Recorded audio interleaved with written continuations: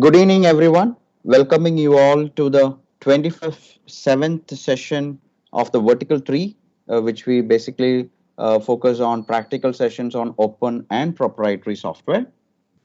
Today, the first session will be from 6 p.m. to 7 p.m. We have one more session from 7 to 8 p.m. Myself, Giri, one of the coordinator for Drug Discovery Hackathon. As usual, a disclaimer, please do not share any personal details during this online meeting, and the registrations have been started. Ensure that you have MyGov account ready to register for Drug Discovery Hackathon. Tomorrow at 2:30 p.m., you will have a session from Virtual Tool Room where you will get to know much more details about how the partner tools and the softwares can be accessed, including CDAC server access for all your computational calculations. And all of you kindly type your questions in the live chat, and during the Q&A session, we will try to answer the questions based on the time limit. And today, we have a new partner, that is BioSolveIT. So today, we have Dr. Christian Lemon as the speaker. So his session will be from 6 to 7, and the second session will be from 7 to 8, as I already mentioned. So I'm so happy to introduce Christian today. So he's a computer scientist by training, graduated from University of Bonn, Germany. He also completed his postdocs at Compichem, DuPont Pharma, and BMS. He also co-founded BioSolveIT in 2001. So by this introduction, it's over to you, Christian. We look forward to your talk. Thank you. Thank you very much, Giri, for this kind introduction. My first question is, can you all hear me? Yes, Christian, we can hear you. You can share your screen, please. Yes. So, can you see my screen now? Let me check. Yes. Okay, very good. So, same warm welcome to all of you. Thanks for joining in for my session. As Giri said, my name is Christian Lemon. I'm the CEO of BioSolveIT, and I'm going to present to you today as an introductory session the solutions that we at BioSolveIT provide for you for the Drug Discovery Hackathon 2020. So let me start right away with the question, how does the BioSolveIT software differ from other softwares out there? Because I know that there are many partners and you have a lot of choices at your disposal. So when it comes to this choice, when would it best to be used BioSolveIT solutions? So we consider ourselves specialists in all sorts of computer-aided drug discovery software, from structure-based design, more or less the standard, over ligand-based design, all the way to fragment-based drug discovery. We have solutions in our portfolio, and I share the whole spectrum with you as an overview today. But again, these solutions, how do they differ from other solutions out there? So I would say that key characteristics of our products can be nominated with these three words. It's fast, visual, and easy. Easy in the sense easy to use. Fast, as for example, our rescaffolding software called Recore that does it a fragment replacement in a Google manner at lightning speed. You type in a query, you immediately get the response, and you will see about that. So first ingredient, fast. Second ingredient, visual. We focus a lot on intuitive visualization, and a good example for that is our HYDE scoring function for affinity assessment It provides atom by atom contributions, and you get to see them. So that gives a lot of insight and a lot of useful information in a visual manner. And the last but not least ingredient is easy, because our mantra says that software should be specialized and highly technical and sophisticated and all that behind the scenes. But in front of the scenes, you as a user should be able to focus on your problem that you are trying to work at. And the software should be so intuitive that you don't even need to think about how it works. You don't need to study lengthy manuals. You don't need to work through a learning curve for a long time to get proficient and then an expert. You should stay an expert in your application domain and simply use the software as easy as you use an iPhone today. Okay, and last but not least, and also differentiating us a little bit from the rest of the world, is our chemical space technology. There, I can proudly say that we are world leaders in this field. In partnership with the chemicals company Enamine, we created the world's largest compound on-demand collection. It covers by now 14 billion, and that's not a typo, it's not million, it's 14 billion. So 14 with 9 zeros afterwards. All of those compounds you can order. They will synthesize them with more than 80% success rate and within a time frame of 3 weeks. So that is really compounds on demand and the biggest collection ever. And again, we are technically, software technically, the leaders in this field and behind this product. But this far only for the overview to indicate right away where we differ and where we see an advantage in using our software. Here's the complete portfolio as it looks like today. As I said, structure-based, ligand-based, this very new field, the chemical spaces, and then also interfaces to third-party software. So in my presentation today, I cannot cover everything, but I will focus on the structure-based side on SeeSAR and show you our desktop 3D modeling package, which has as an ingredient, as a plugin in it, the FlexX docking program. I will show you Infinity as a chemical space search tool. There with Infinity, you can search, for example, in the 14 billion enamine compounds.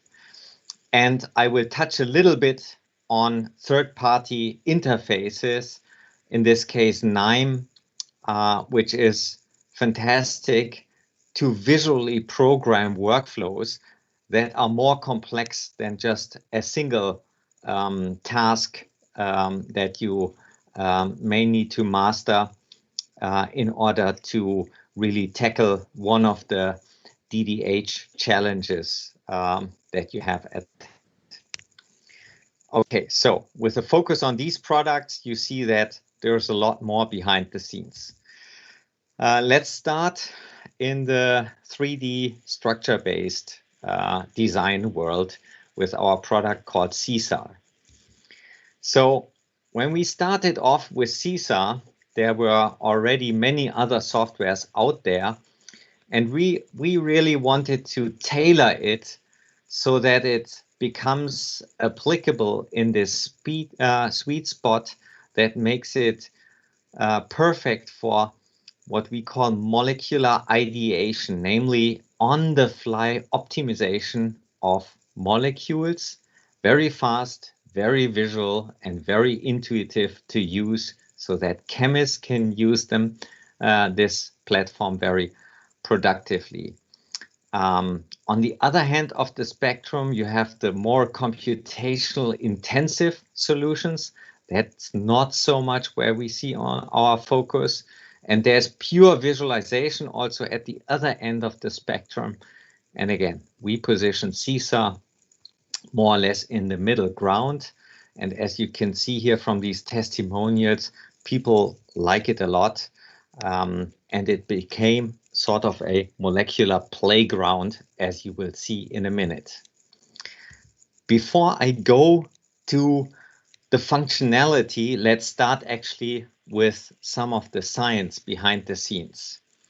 So a key aspect in any drug protein interaction is, of course, the assessment of an affinity, of a delta G of binding, strength of binding, duration of binding. All of that is, of course, of key interest.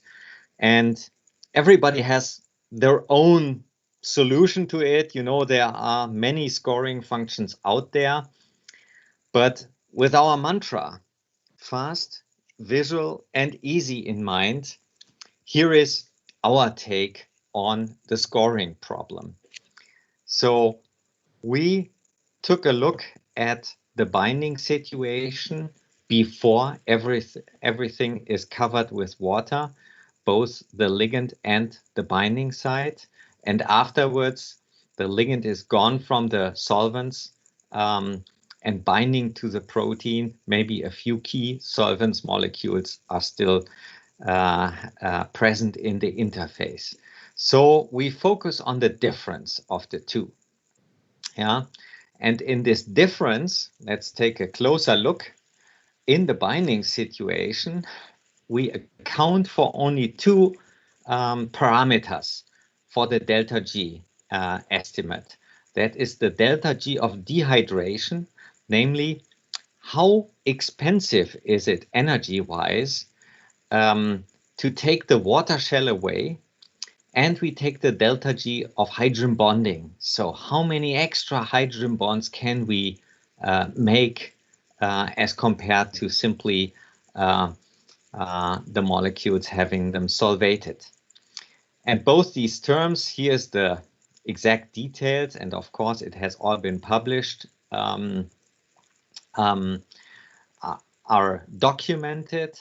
What it boils down to is this aspect here. It's an atom-based contribution, and it's very simple, and it doesn't have any calibration parameters. So it's a native formulation and calculation of that score, and it has an atomic basis. And there comes another key aspect in. The first is it is simple, so it is fast to calculate. And the second is it is visual. We can provide the user with the breakdown of the atom contributions to the score. So you will have a binding situation like this, a small molecule surrounded by residues from the protein. Here you can clearly see there is roughly the distance of a of a hydrogen bond. There is an acceptor atom shielding the surface of this carbon atom. So what happens? Both sides, the ligand and the protein, get desolvated. Well, the hydrophobic carbon likes to be desolvated, so it has a favorable contribution to the score. You can go through all the atoms and really rationalize, you know, A, do I trust this pose? B, do I understand the score? And do I agree with the calculation? Because no calculation is perfect. But do I agree on this model? And last but not least, and very importantly, here is your room for improvement. And as a user, you can take advantage from that and make your modifications right there where the unfavorable contribution is. So that's the science behind the scene. The HYDE scoring function has been published, as I said, and so we have covered fast and visual. Let's take a look at easy. So here you see in this little video now how easy it is to make modifications on a molecule and ideate it, as I said earlier, in the context of the protein. So there you go. You make a selection. You see, okay, you have some unfavorable contributions here in this ring. So next, you are locating these atoms and attach a 5-membered ring to it and position the nitrogen a little further out, a little closer to this carbonyl oxygen here. That is, of course, an example that has been documented in the literature. Now the solution got stored in the table. Now you see how quick the HYDE scoring calculation works. And okay, our first attempt didn't work so well. We still had unfavorable contributions. Basically, this carbon here was shielding this nitrogen. And again, this gave an unfavorable contribution to the score. Another step of optimization, and there you go. We have a perfect hydrogen bonding network between the donor and acceptor here.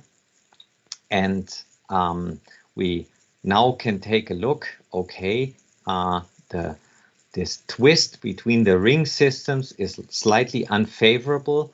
We stabilize it with another methyl group here in this position. This twist between the rings. Again, we calculate the HYDE score. It's more or less the same as before, but with that, we can leave the molecule editor and arrive at our final solution. And by the way, this has been a documented success story in the literature for modifications that some chemists made in real, and it nicely shows how playful and easy this is possible in SeeSAR as well. Okay, now I will quickly go over a few other features that are present in SeeSAR, addressing the question, well, what if I don't have a bound ligand? There's this problem of finding druggable binding site. In collaboration with the University of Hamburg and the German Merck company, we came up with DOGSITE scorer. Again, this has been published in the literature as a radically new approach. We calculate empty binding sites, and in SeeSAR we visualize them, as you can see here on this picture. So if you don't have a bound ligand, you can find empty cavities, you can assess them and work with such a protein, no problem. Second challenge that is often present is you don't just have one protein, but you have multiple proteins, or rather one protein, but with several modifications and variants. Typically, the backbone is quite conserved and just a few changes are present in the binding site. Well, you can load them all in SeeSAR. You can choose a color coding that you like in order to be able to distinguish. And then what happens is typically you have a very, very busy scenery where it is hard to keep an overview. Well, we help you with that. With that little thing here, a slider in the so-called sequence view, which allows you to fade out the visualization of very similar residues. So all the gray ones here, they are faded out, they are not visible anymore, and only the residues that differ significantly from your primary protein, this dark gray sequence here. Only the big differences are now visible anymore. So that tells you right away where are the biggest differences in my protein. And it's not only in the sequence, it's obviously also in the 3D view. So again, multi-target scenarios, no problem with SeeSAR. Another thing that highlights our strength in visualization and ease of use. Clashes are oftentimes the most prominent problem in an assessment of the validity of a docking pose, for example, or a model molecule. Well, we simply show it to you. Yeah, if a clash exceeds a certain strength, you will see this little clash arrow symbols here between the atoms that come too close to each other. And again, it's atom based, so immediately you get the insight of what you should possibly change in order to remedy this situation and remove the clash. The same is true for torsional strain. Again, it's oftentimes present in a lot of docking simulations that the ligand gets somehow posed in the active site, but the torsion angles used are far from optimal. So we have this torsion analyzer, another collaboration that we did with the University of Hamburg and another pharma company. We have the torsion statistics from the Cambridge Structural Database, and we can show the user right away if he's in a green area, if it is between green and red, or if it is in the dark red area. We show it to you on the bond itself.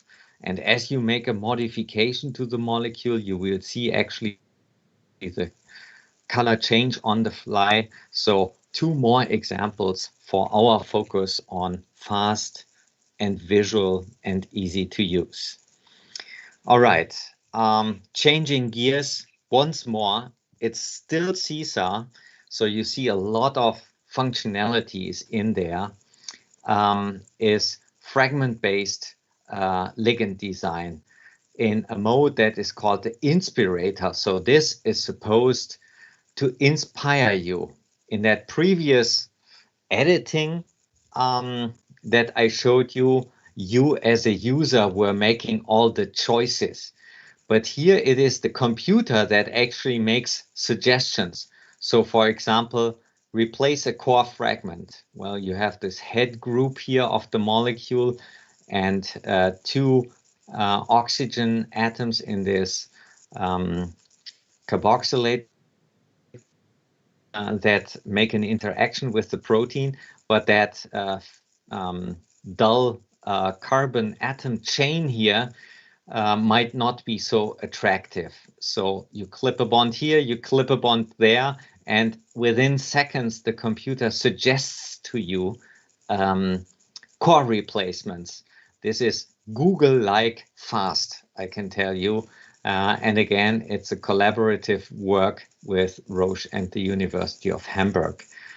Same is if you have the fragments, but from different molecules, you can find linkers or merge parts of one molecule with a part of another molecule.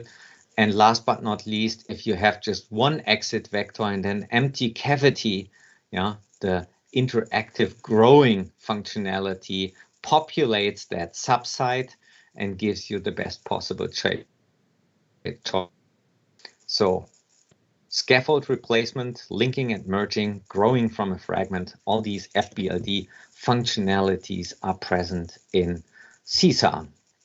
So summary, a lot of science and a lot of very cutting edge technology pieces are integrated in SeeSAR. To mention just the highlights. HYDE has been published, a very new approach to affinity assessment. RECORE has been published, a very radically new approach to scaffold replacement. Dockside Scorer again has been published, and it's one of the best tools for finding druggable binding sites. The editor for on-the-fly optimization, or as I called it earlier, ideation of the molecule in the context of the binding site. FlexX, well, I didn't even mention docking, but this one of the most famous docking programs, cited more than 1,000 times by now, is also an ingredient of SeeSAR. And last but not least, torsion analyzer, again, a new way of assessing bonds based on statistics, has been published. So it's not only a shiny new piece of software, but really filled with scientific content. Okay, so that is the first bigger half of my presentation, the 3D modeling piece. Now I want to change gears completely and come to the ability to explore chemical spaces. I mentioned it earlier, 14 billion molecules from the enamine space. How does that work? This all comes now in the second half of my talk. And before we get into the details, I want to step back for a second and tell you that libraries, the classical way, I mean molecule libraries, the classical way, have been enumerated. Yeah? E-molecules, millions. The zinc library, many millions. ChemSpace, hundreds of millions of molecules. And all of these approaches have in common that enumeration requires loads of memory, particularly if you have to deal with 3D conformers of the molecules, and it requires special hardware and significant processing time to work with these enumerated product molecules. So the mantra for many years has been the software needs to be faster and faster and faster in order to deal with the bigger and bigger and bigger libraries. But what happens if you don't deal with millions anymore, but all of a sudden it becomes billions? Yeah, at some point enumeration fails. So we started out radically different, and here's a famous phrase by Henry Ford, who said that if I had asked my customers what they wanted, they would have said faster horses. So more and more molecules, faster and faster machinery. That's the mantra, or has been the mantra for the last 20 years. Well, he did it something totally different. He designed a car. And here's our idea of a car in analogy in the molecule world. We don't want to enumerate anymore, but instead we get to the root of the generation of these molecules. So the reactions that stand behind all these molecules that are commercially available.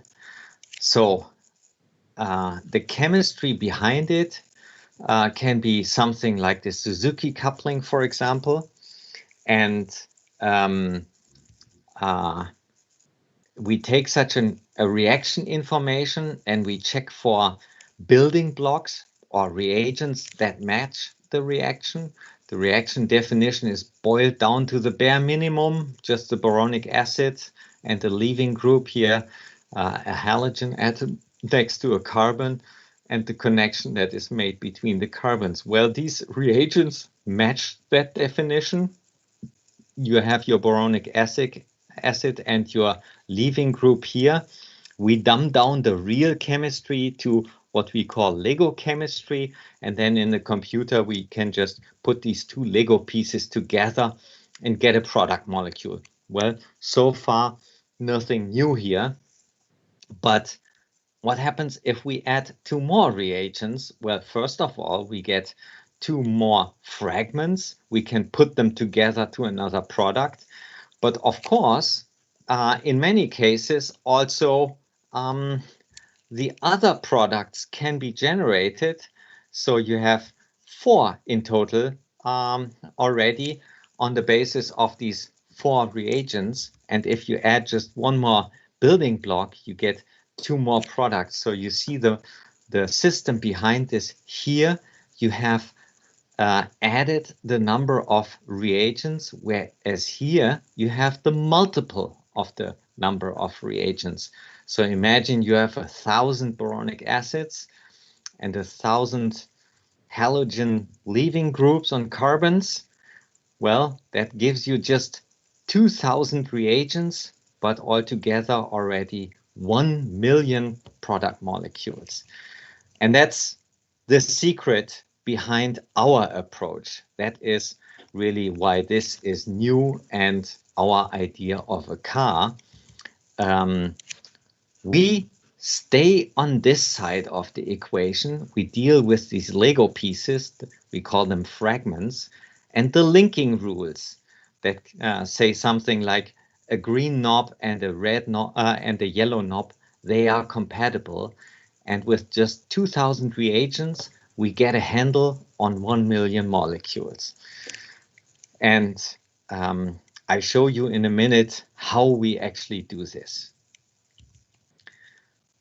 In order to be able to exploit this Lego chemistry, I need to first explain to you how our similarity descriptor works. It is a so-called topological pharmacophore descriptor. Here's the molecule, and here's the corresponding descriptor. I drew this descriptor in a way that mimics the shape of the molecule, although it's just pure topology. This node here representing this ring is connected to this node representing the SO2 group because the 2 components are connected in the molecule. So what is connected in the molecule is connected in the descriptor. And of course, you see that it is not an atom by atom relation, but functional groups and rings are condensed into single nodes, and therefore it's an abstract and fuzzy description of the molecule, but it captures the physicochemical profile. So in this ring here, for example, the presence of an acceptor and a donor in the ring, and the fact that it is an aromatic system, a certain steric volume, that it is a ring, that is noted in the color or in the property profile of the node. And now with this description, very rough, very fuzzy, we can start searching. So we take a query molecule and then we start searching. And here comes now the beauty of our particular search. Here we don't have molecules, but we have the Lego pieces. And here we don't have the query molecule, but the descriptor representation of the molecule. And now we can start our search and find those pieces in the chemistry space that, according to the rules, form a valid molecule, a valid product molecule, and are most similar to our query. Similar to the extent that the pharmacophore description of these nodes is very similar. And of course, we translate it back to a molecule, because at the end you want a molecule as a result and not just one of these descriptors. So this is just one slide and a picture, but it is really beautiful. It has been published a number of years back already by one of our collaborators, in fact, one of our co-founders. And it allows us to go to these giantly big spaces. Billions of product molecules are accessible here through that similarity search, and you're guaranteed to find the product molecule if it is present in the space. So I told you about one particular space, the enamine real space, in my intro slide already. 1.4 times 10 to the power of 10 molecules in it, 14 billion molecules that are available on demand. But that's not the only one. Together with the Chinese Wuxi company, we designed the so-called galaxy space, also close to 10 to the power of 10 molecules in it. And just for comparison, I show you again that the normal databases are typically orders of magnitude smaller. See how small E-molecules and sigma Aldrich look like by comparison. But aside of the commercial products that are available in these commercial libraries, we work together with a number of pharma companies to create so-called proprietary spaces with Boehringer Ingelheim, with Pfizer, with Evotec, with AstraZeneca, and last but not least, 2 years ago with Merck, the so-called massive spaces. So far, biggest space ever, 10 to the power of 20 molecules, and let that number 10 to the power of 10 to the power of 20 sink in for a minute. Yeah, this is not just twice the size of the enamine real space, it's billions times this size of the space. So it's really huge to the extent of being giant. And we also coded a public domain space based on literature reactions and e-molecules building blocks. So whereas here you can order the molecules, here you get the product molecule, but you still have to synthesize it yourself. So you see, we have gathered a lot of experience with space generation and space searching. But what really made the breakthrough with the enamine real space was the accessibility of such a large space of molecules. So here, by comparison, again, you have the enamine real space, and just on an absolute scale, these other libraries that are really negligible in size. The first version already had more than the estimated number of stars in the Milky Way in it. And by now, the library has grown even bigger. Just 2 years since the first version, we are now at 14 billion molecules, as I said. But a space that size is worth nothing if you cannot really get the molecules. But enamine real promises that more than 80% of the molecules can be synthesized within 3 weeks. So that makes it not only giant by numbers, but giant in practical terms, a really very, very powerful resource. And of course, users ask us then, does that work at all?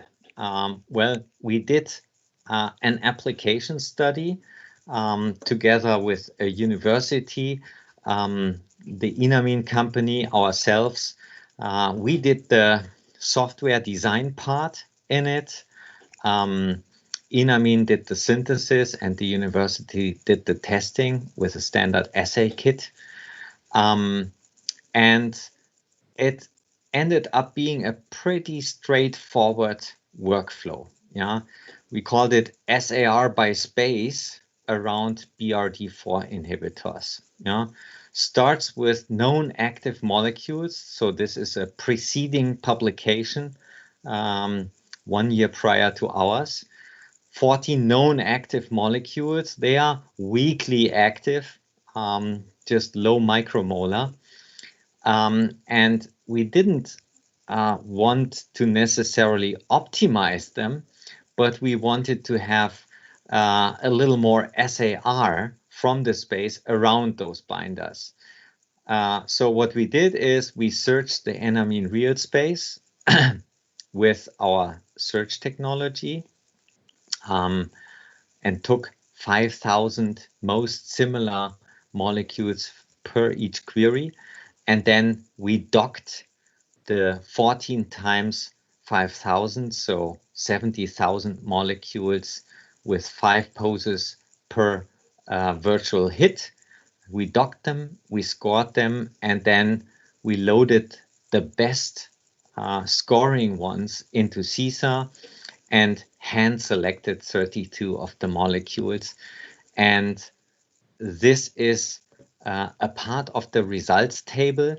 It shows that we have found analogs as well as different scaffolds in the molecules.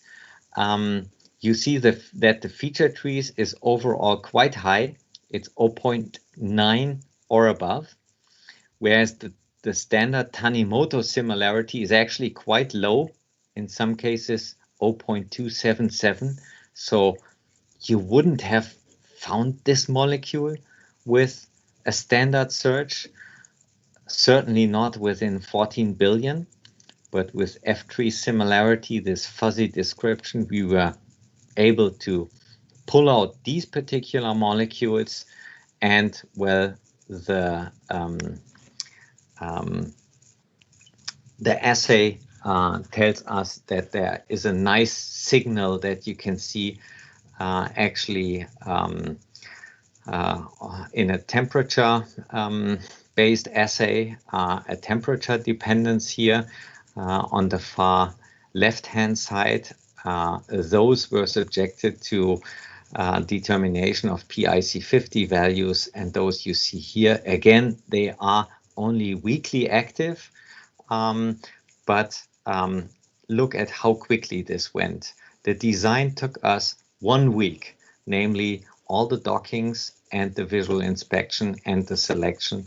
The synthesis, as promised, took 3 weeks, and then the testing was done in another 2 weeks with a standard assay kit.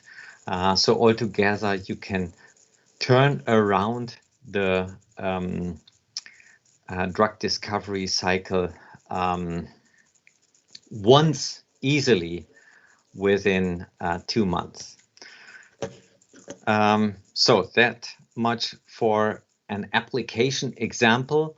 And I can tell you that a lot more applications have been done by now out there, but they are all in pharma companies, so I'm not allowed to disclose any more results with molecules, but you will see them in the future.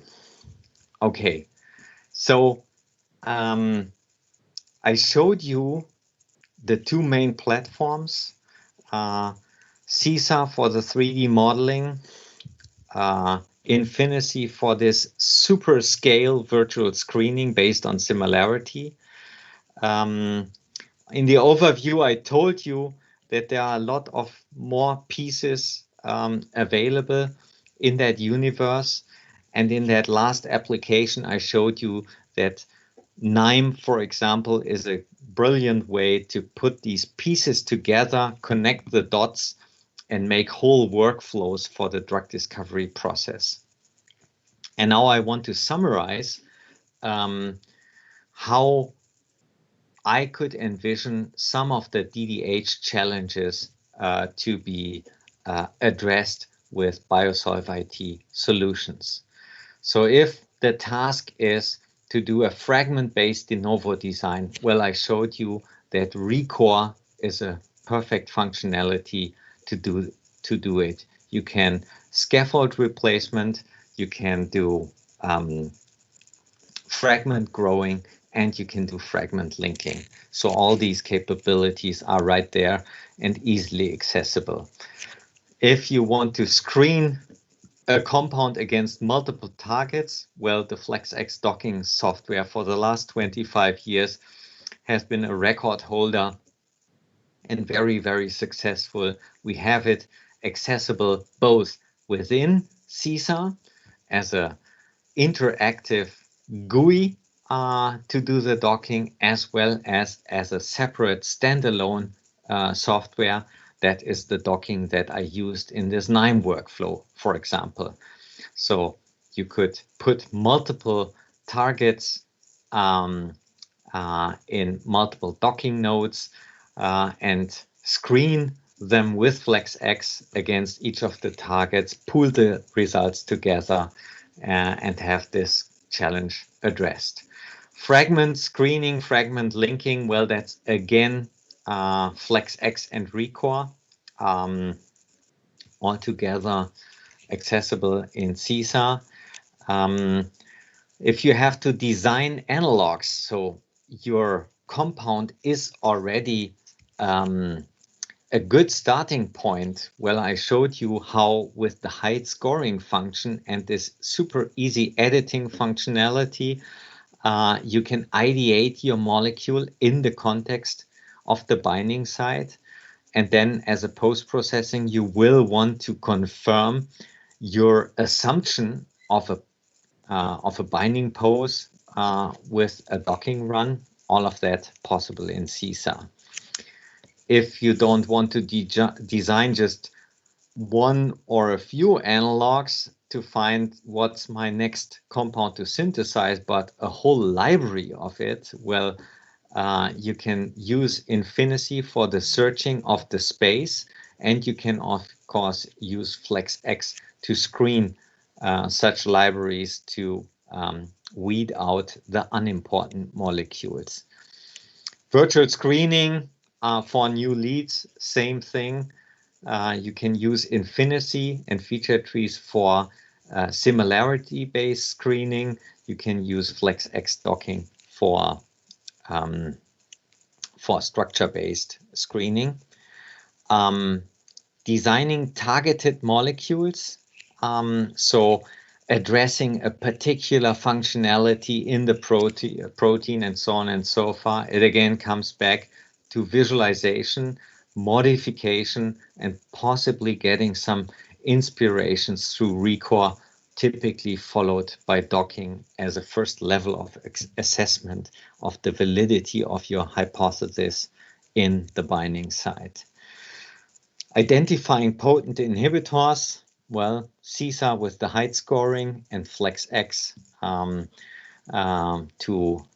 the HYDE scoring to score it and to assess the affinity, the potency, and FlexX to generate the poses as a pre-processing. Peptide inhibitor design, again, FlexX gives you all you need to work also with peptide molecules as potent binders. Okay, so with that, I think I have given you a fairly comprehensive overview what is all there. A couple of more detailed presentations will follow, as you see on the schedule, about the individual pieces, and there you will also learn, you know, the exact use cases, what you can do, how it works in really hands-on sessions. So let me summarize here my part of the presentation with the top 5 reasons to use Infinity, for example, as the only software that gives you access to billions of molecules, and in the case of the enamine real space, billions of molecules that you can actually readily purchase. Yeah, you find them, you confirm that this looks really interesting. You send them an email requesting a quote. You send them a purchase order. They will synthesize them within 3, at most 4 weeks. They've done the synthesis, and as I said, 80% of the time they are successful with the synthesis. Recore, again, the only software that facilitates interactive scaffold hopping and fragment linking. Again, there are other softwares out there that do like transformations of the molecules, replace fragments one by one. Typically, the runtimes of these methods is hours and minutes as best, but that is not interactive. Your intuition gets triggered if it is seconds, and that is possible with ReCore. HYDE is the only affinity assessment that tells you actually atom by atom exactly where there is room for improvement. You see a red sphere, you start to wonder, what can I do about it? It's easy to the extent of being playful. You start to play with the system and play with your ideas. SeeSAR, certainly the world's most intuitive 3D modeling platform. And F-trees is ideal for finding close analogs and scaffold hops. And certainly, again, the only one similarity descriptor that works in these giant chemical spaces. So with that, I thank you for your attention, and I'm happy to take any questions. Thank you so much, Christian. Yeah, we do have few questions. Let me take that. Just give me a moment. Okay. So the first question here is, what were the criteria for the selection of 32 compounds as putative inhibitors of BDR4 inhibitors? I think which you showed in your slides. Yeah. The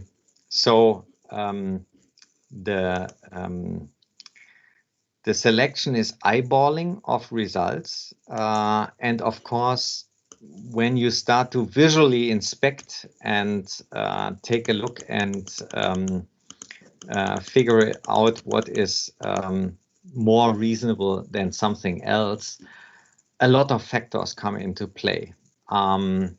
You typically don't look at more than a couple of hundred best ranking poses. And then you work your way from the top. The best scoring poses you start with. And for that, you validate, okay, do I see a trustworthy pose? Does it have a good hydrogen bonding network? Or is it somehow loosely hanging in that position and just making hydrophobic contact? So that is assessments that go beyond just one score. The one score sort orders and tells you what to start with. But then all the other factors come into play. Do I have a good hydrogen bonding network? Do I have a good ligand efficiency, maybe even lipophilic ligand efficiency as secondary factors? Then you check, is there any clash remaining in my molecules? If so, filter them out. Is there any torsional strain left in my molecules? If so, you filter them out. And this way, from the top of the list, you trim down the molecules, and what ended up being the 32 best scoring ones that survived all these criteria, and I don't have the hard thresholds. It is really to the judgment of the user. What's survived at the top of the list, the 32, those were selected. Sorry that this answer is more describing and not so precise, but I think it is not such a precise thing. It is not just one score or one threshold that can be applied that gives you the solution. The systems are too complicated to be all just judged by a single score. Okay. Another question, can we identify hydration sites using the software? And also, is it possible to explain the structure-activity relationship using this particular approach in the software? Yes, you get a visualization of hydrophobic patches in the in the binding site. You don't have a probing or so. Your probing would be modifications on the molecule that go to these sites and address them with a particular functional group, maybe a methyl, maybe a just a fluorine atom or a trifluoro group, depending on the size. Yeah, you are in the driver's seat to really do that and drive that. And instantaneously you will see the SAR, you will see the effect. Yeah, and an SAR is often broken down as something like a matched molecular pair. Okay, here's my chain, here's my effect. But the effect is always a net effect on the whole pose. So for example, you add a methyl group and gain a lot of binding affinity. Well, then this is typically called a magic methyl. But as you could see from my little movie, the methyl could simply have the effect that it stabilizes a particular rotation angle, and that is the effect that you see in the software. So to cut a long answer short, yes, you can see an SAR, and you have to keep in mind that an SAR is typically the net effect of any change on the molecule and not just one singleton effect. And the other thing is, yes, you can see hydrophobic patches on the binding surface. Okay, great. Another two more questions. They are both related. One is when we might have a good binding affinity, do we need to expect a corresponding better docking score or not? And the second part is what could be the reason or how it could be improved to go along with the affinity as well as with the docking score? Yeah, both tricky questions. Yes. Certainly there is some correlation between a docking score or an affinity score like this and the real affinity. But to be perfectly honest, there is no scoring function out there that explains it all and that is perfectly correlated with the affinity. So in the end, it is a much more complex situation. You may have vibrational energies, entropic effects, and all these complex things. Yeah. Here I have showed you that within seconds, you can get a good estimate and a visualization, and then you draw your own conclusions. But it doesn't end there. It is not a black box that tells you, oh, score is better. Well, then affinity is higher. Well, you could have introduced a slight clash, and the software shows you though.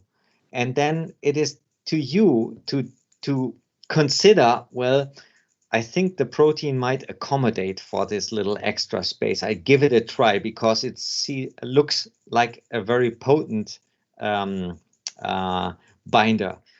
So you give it a try. And you may be right and you may be wrong. On broad average, there should be a correlation, but I'm not telling you that the software will spot on correlate with the affinity. It simply does not.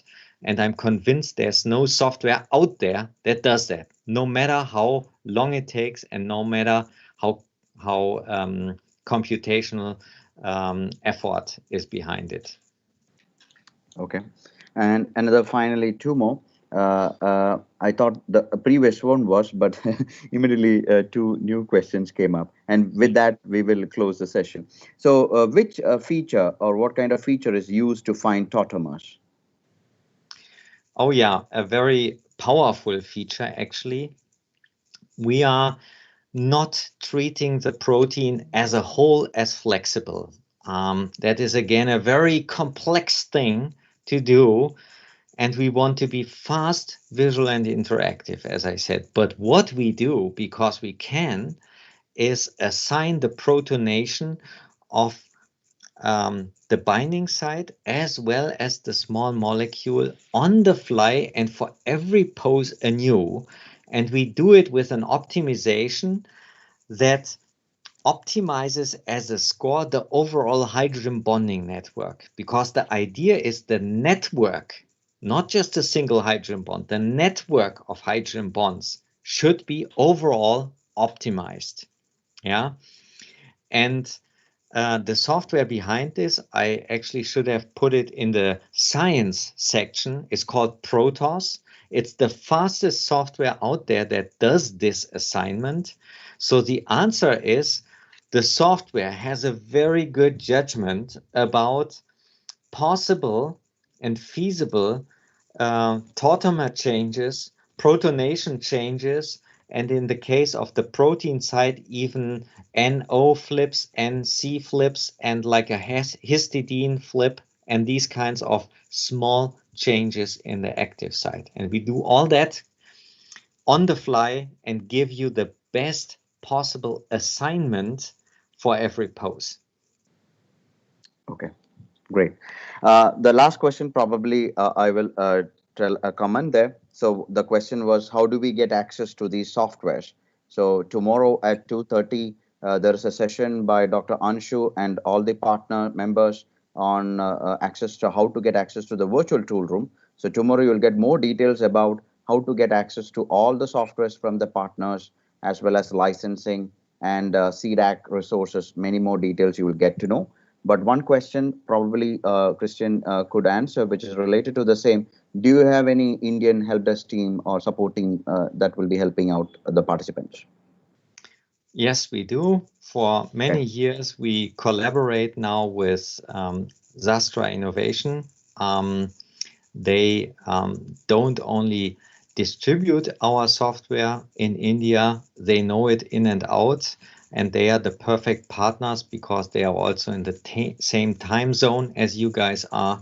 And they man the help desk as the first line of support, and then BioSolveIT is there as the second line of support with any more difficult questions that need our help. Sure. So great. Thank you so much, Christian. That's all for now with the questions. And I would like to all thank all the training team, organizing team, virtual tool room, and MyGov, and all the partners. And looking forward to more sessions from BioSolveIT as well as with the hands-on, as rightly Christian mentioned. So to all the viewers, we have one more session that is waiting. That will be in a different YouTube link. The link is already created in the MHRD Innovation channel. So please be ready there. We will be joining there with the Optibrium. So thank you so much, Christian. We'll talk to you again soon. Thanks to all of you, and bye-bye. Bye.